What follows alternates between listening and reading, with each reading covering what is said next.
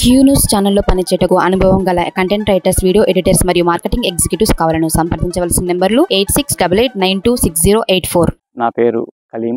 మాది కొల్లాపూర్ తాలూకా, నాగర్ కర్నూలు జిల్లా. నేను మహాత్మా గాంధీ కల్వకుర్తి ఎత్తిపోతల పథకంలో 2003 నుంచి సర్వే నుంచి డైలీ వేజ్ డ్రైవర్గా పనిచేశాను.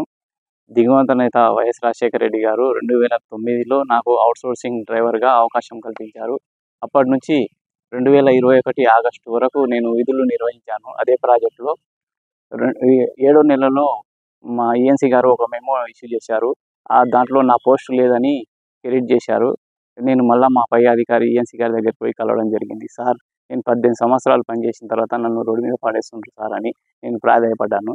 తర్వాత నాకు మళ్ళీ తెలంగాణ గవర్నమెంట్ నుంచి 9వ నెలలో 1365 జీవో వచ్చింది, అబ్స్ట్రాక్ట్ జీవో.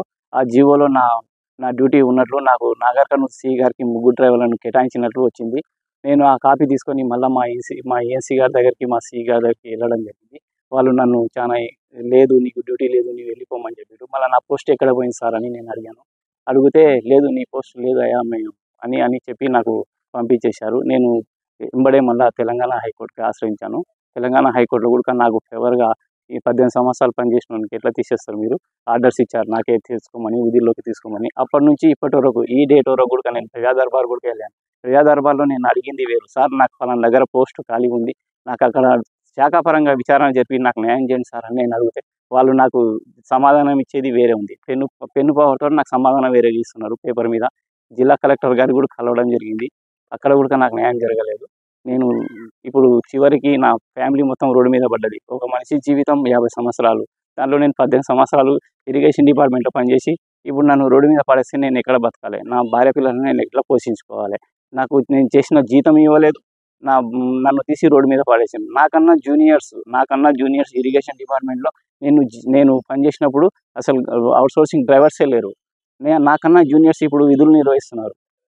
నాకు డ్యూటీ లేదని చెప్పాను. నన్ను అకాలంగా తీసేసి, నేను నా మీద ఏమైనా కాంప్లైంట్ వస్తే తీసేసినా అది వేరే విషయం. నాకు అకాలంగా తీసేసి నన్ను రోడ్డు మీద పడేసి నాకు చేసిన జీతం ఇవ్వలేదు. ఇలా నా కుటుంబాన్ని మొత్తం రోడ్డు మీద పడేసిండ్రు. నేను 3 బార్ మల్లన్న గారికి కోరుకుంటున్నాను, నన్ను న్యాయం చేయమని. క్యూ న్యూస్ ద్వారా నేను వచ్చాను, ఇప్పుడు క్యూ న్యూస్ దగ్గరికి వచ్చాను. నాకు 3 బార్ మల్లన్న గారు న్యాయం చేయాలని కోరుకుంటున్నాను. సీఎం రేవంత్ రెడ్డి గారు కూడా, సార్ ఇరిగేషన్ డిపార్ట్మెంట్లో చాలా అవకతవకలు ఉన్నాయి, చాలా ప్రాజెక్టులు మునిగిపోయినా అవకతవకలే, రిపోర్టింగ్ సరిగా లేదు. 3 సార్లు నేను పనిచేసినప్పుడు ఎంజీకేలో మునిగిపోయింది, దాంట్లో రిపోర్టింగ్ సరిగా లేదు. అధికారులకు పవర్ ఉంది, వాళ్ళు ఇష్టం వచ్చిందే ఇదవుతుంది. దాని మీద కూడా మీరు విచారణ జరపండి సార్, జరిపి అధికారులను మంచిగా ఎంచుకోండి. ఊకే రికమెండేషన్ల మీద అధికారులు ఉన్నారు, మొత్తం మోసం చేస్తున్నారు సార్. నాలాంటి అభాగ్యులు చాలామంది ఉన్నారు, వాళ్ళకు ఫేవర్ ఉన్న వాళ్ళని డ్యూటీలు తీసుకున్నారు సార్. వాళ్ళకి ఫేవర్ మేము కష్టపడి పనిచేసినాం. రాయలు 3 సార్లు ఎంజీకేలో మునిగిపోతే నేను పనిచేశాను.